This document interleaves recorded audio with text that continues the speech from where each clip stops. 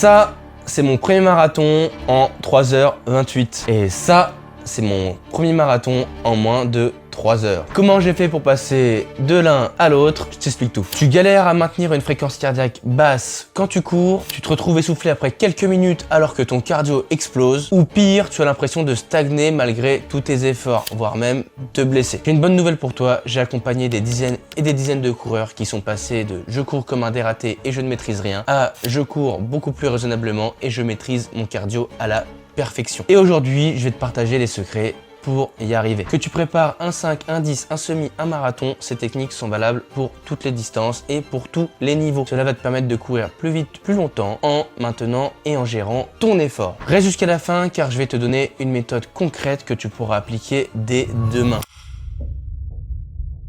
Avant de rentrer dans le vif du sujet, laisse-moi te raconter brièvement mon histoire. Avant d'être coureur, marathonien et accessoirement triathlète sur longue distance, j'étais judoka, je pesais 83 kg pour 1m79 et courir 1 km, c'était compliqué. Quand j'ai commencé la course à pied, j'étais comme la plupart d'entre vous, mon cardio explosait. J'étais très vite essoufflé, je stagnais, parfois même je me blessais. C'était un enfer. Mais à force de travail, de discipline, d'une méthode et surtout de patience, j'ai réussi à évoluer et même très rapidement. J'ai complètement transformé ma pratique. Sur marathon, je suis passé très rapidement, un peu plus d'un an, de 3h28 à 2h55, sur semi de 1h34 à 1h18 et sur 10 km de 49 minutes à 37 minutes. Et le secret de cette progression, apprendre à courir avec une fréquence cardiaque basse. C'est ce qu'on appelle l'endurance fondamentale qu'on entend partout, à toutes les sauces, sur tous les réseaux sociaux. Et je vais t'expliquer comment ça marche.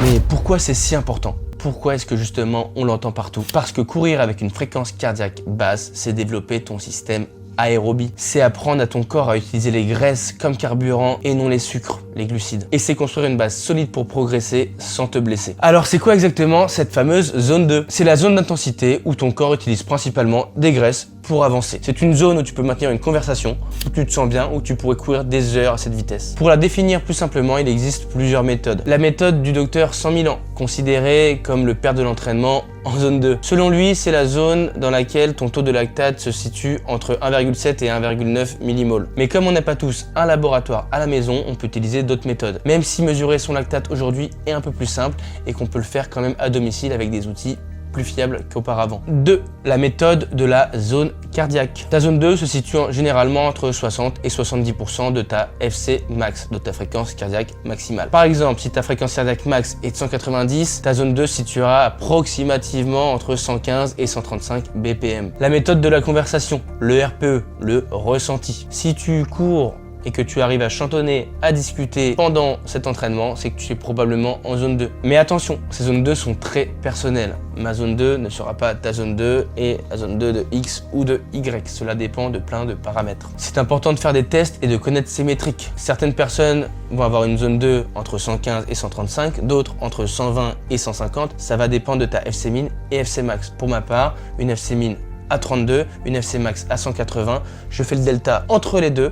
Je découpe les zones en 5 et je peux trouver ma zone 2. Quelqu'un qui va avoir une FC min à 60 et une FC max à 180 ne va pas du tout avoir la même zone 2 que moi. Maintenant, parlons des obstacles qui t'empêchent de maintenir cette fameuse zone 2. Je vois ça tous les jours avec les coureurs que j'accompagne. Le premier obstacle, c'est l'ego. On veut tous courir vite, impressionner les autres, dépasser à pleine balle, humilier, faire des kill cam. Mais courir en zone 2, c'est accepter de ralentir, parfois drastiquement. C'est mettre son ego de côté pour construire une base solide. Donc quand on voit un mec devant courir plus vite ou se rapprocher, on n'essaie pas de le dépasser. On se laisse faire. Le deuxième obstacle, ça va être la chaleur. Quand il fait chaud, ton corps doit réguler sa température. Pour ça, il fait quelque chose que tu connais très bien, c'est la transpiration. Il dilate les vaisseaux sanguins sous ta peau et cela provoque du coup la transpi. Résultat, il doit travailler plus fort et ta fréquence cardiaque augmente malgré un effort constant. Troisième obstacle, c'est la déshydratation. Quand tu es déshydraté, ton volume sanguin diminue légèrement. Ton cœur doit donc compenser en pompant plus vite pour que tes muscles reçoivent l'oxygène nécessaire à leur bon fonctionnement. Quatrième obstacle, c'est la caféine. Gros problème pour beaucoup de gens. Le café du matin, c'est sacré pour beaucoup. Mais la caféine est un stimulant qui peut faire grimper la fréquence cardiaque. Si tu as du mal à maintenir un cardio bas, essaie de limiter au maximum cette caféine. Un café le matin peut-être et c'est tout. Cinquième obstacle, les collines, les montées, les bosses, les cols. Même en essayant de tenir un effort constant, ton cardio va grimper en flèche quand tu vas être dans une montée. Et une fois qu'il est monté, il est difficile de le faire redescendre. N'hésite pas, surtout au début, à marcher dans ces montées. Maintenant, passons aux solutions concrètes pour courir avec une fréquence cardiaque basse. Première solution, ralenti. Ça paraît évident, mais c'est la base. Au début, tu devras peut-être alterner course et marche pour rester dans la bonne zone, mais c'est pas grave, c'est normal, c'est comme ça que j'ai commencé aussi, c'est comme ça que tout le monde a commencé, sauf certains Kenyans, je pense. Mais il y a une base et on doit la respecter. N'aie pas honte de marcher, ton système aérobie ne fait pas la différence quand tu cours et quand tu marches.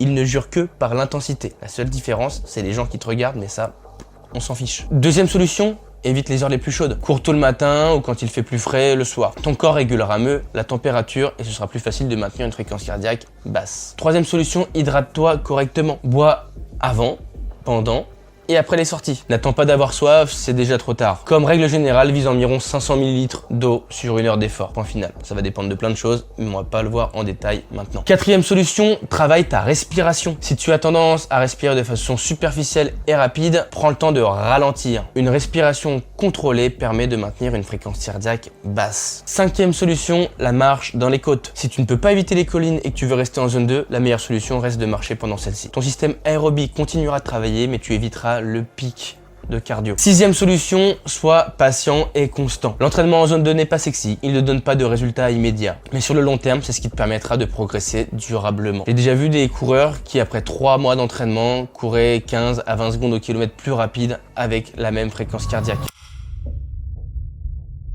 Alors, comment intégrer tout ça dans ton entraînement concrètement? Voici une structure simple que tu peux adapter à ton niveau, tes objectifs et à tes entraînements. Commence par 2 à 3 séances d'entraînement en zone 2 par semaine de 30 à 90 minutes max. Si tu es débutant, commence par des séances de 30 minutes grand maximum. 80% de ton volume d'entraînement doit être maintenu en zone 2. Les 20% restants peuvent être consacrés à du seuil ou de la VMA, mais c'est un autre sujet. Pour l'instant, concentrons-nous sur la zone 2. Sois patient.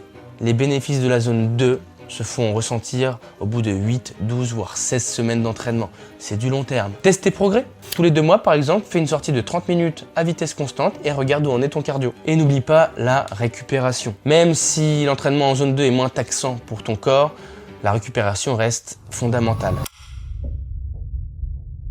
Pour conclure, courir avec une fréquence cardiaque basse est la clé de la progression et de la réussite. C'est ce qui te permettra de courir plus vite, plus longtemps et avec moins d'efforts. Tu l'as compris, marathon, pas possible sans la zone 2. Mais je sais que c'est pas facile, il faut de la patience, de la détermination et surtout une méthode qui s'adapte à ton niveau et tes objectifs. C'est pour ça que j'ai créé mon accompagnement en ligne au sein de notre club Pacerun. Nous sommes actuellement 6 coachs qui accompagnons plus de 80 athlètes et si tu veux toi aussi en faire partie, améliorer tes temps, te sentir mieux quand tu cours et peut-être aller chercher le chrono de tes rêves ou la distance de tes rêves, un marathon, un Ironman pour du triathlon par exemple, contacte-nous directement. Si tu veux en savoir plus, clique sur le lien en description. On fera un appel ensemble pour discuter de tes objectifs, de ce que tu fais actuellement et de ce qui sera possible de faire ensemble. Si tu as aimé cette vidéo, n'hésite pas à liker, à t'abonner aussi. Beaucoup de contenu arrive, du court, du plus long et on se dit à bientôt. Ciao!